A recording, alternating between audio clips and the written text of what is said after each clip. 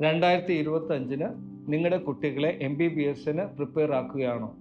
അങ്ങനെയാണെങ്കിൽ 100% ഈ വീഡിയോ നിങ്ങൾ കാണണം. ബിക്കോസ് അതിൽ NMC ഗൈഡ്ലൈൻസിനെ കുറിച്ച് വളരെ ലളിതമായിട്ടുള്ള രീതിയിൽ ഞാൻ പ്രതിപാദിക്കുന്നുണ്ട്.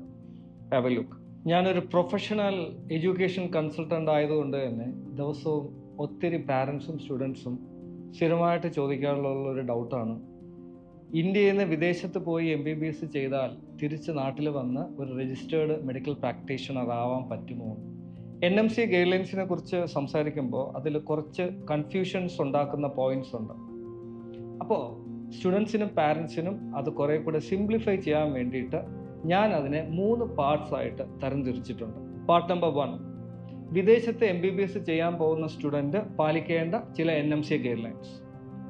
പാർട്ട് നമ്പർ 2, നമ്മൾ ഏത് യൂണിവേഴ്സിറ്റിയിലാണ് MBBS പഠിക്കുന്നത് ആ യൂണിവേഴ്സിറ്റി പാലിക്കേണ്ട ചില NMC ഗൈഡ്ലൈൻസ്. പാർട്ട് നമ്പർ 3, ഏത് രാജ്യത്താണ് നമ്മൾ പോയി പഠിക്കുന്നത് ആ രാജ്യം പാലിക്കേണ്ട ചില NMC ഗൈഡ്ലൈൻസ്. അപ്പോൾ we will take the first part. 2018 ministry of health and family welfare guidelines അനുസരിച്ച് MBBS പഠിക്കേണ്ട ഒരു സ്റ്റുഡൻറ്റ് മെയിനായിട്ടും നീറ്റ് ക്വാളിഫൈ ആയിരിക്കണം.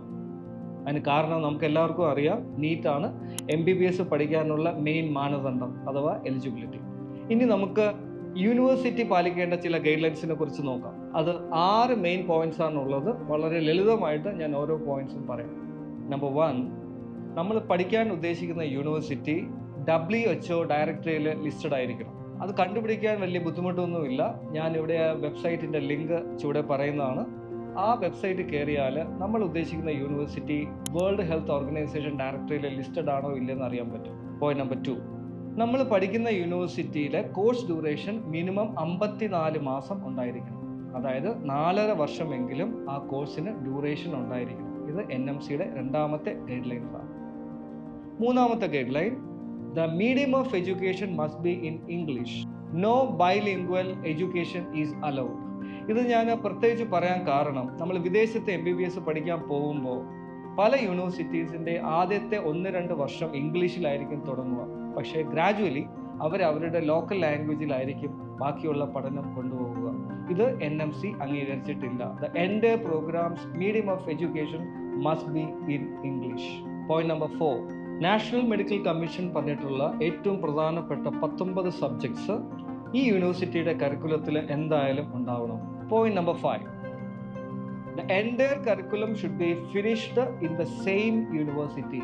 ഇത് പ്രധാനമായിട്ട് പറയാൻ കാരണം, നമ്മുടെ സ്റ്റുഡൻസ് വിദേശത്ത് മെഡിക്കൽ വിദ്യാഭ്യാസത്തിന് പോകുമ്പോൾ അവർ ഒരു യൂണിവേഴ്സിറ്റിയിൽ നിന്ന് വേറൊരു യൂണിവേഴ്സിറ്റിയിലോട്ട് ട്രാൻസ്ഫർ ചെയ്യാറുണ്ട്. അഥവാ ടെക്നിക്കലി അതിനെ ക്രെഡിറ്റ് ട്രാൻസ്ഫർ പ്രോഗ്രാംസ് എന്ന് പറയും.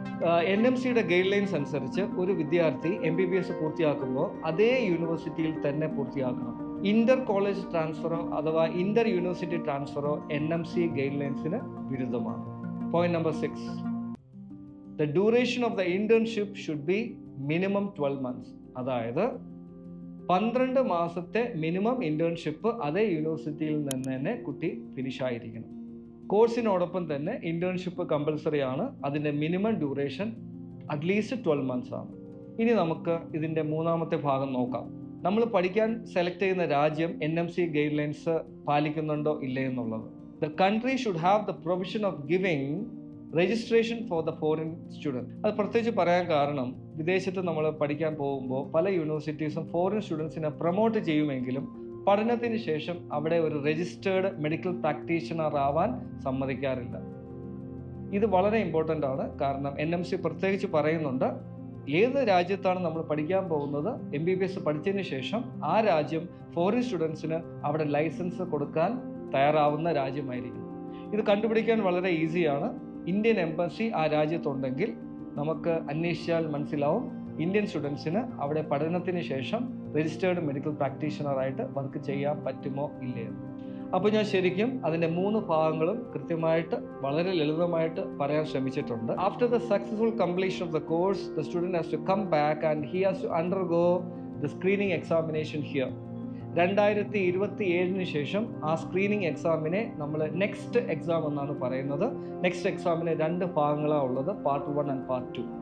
ഇത് ക്വാളിഫൈ ആയതിനു ശേഷം ഇന്ത്യയിലെ ഒരു രജിസ്റ്റേർഡ് മെഡിക്കൽ യൂണിവേഴ്സിറ്റിയിൽ മിനിമം 12 മാസത്തെ ഇന്റേൺഷിപ്പ് ചെയ്തിരിക്കണം. ഇത് കഴിഞ്ഞാൽ ആ കുട്ടിക്ക് യാതൊരു സംശയവും കൂടാതെ ഇന്ത്യയിൽ ഒരു രജിസ്റ്റേർഡ് മെഡിക്കൽ പ്രാക്ടീഷണറായിട്ട് പ്രാക്ടീസ് ചെയ്യാവുന്നതാണ്.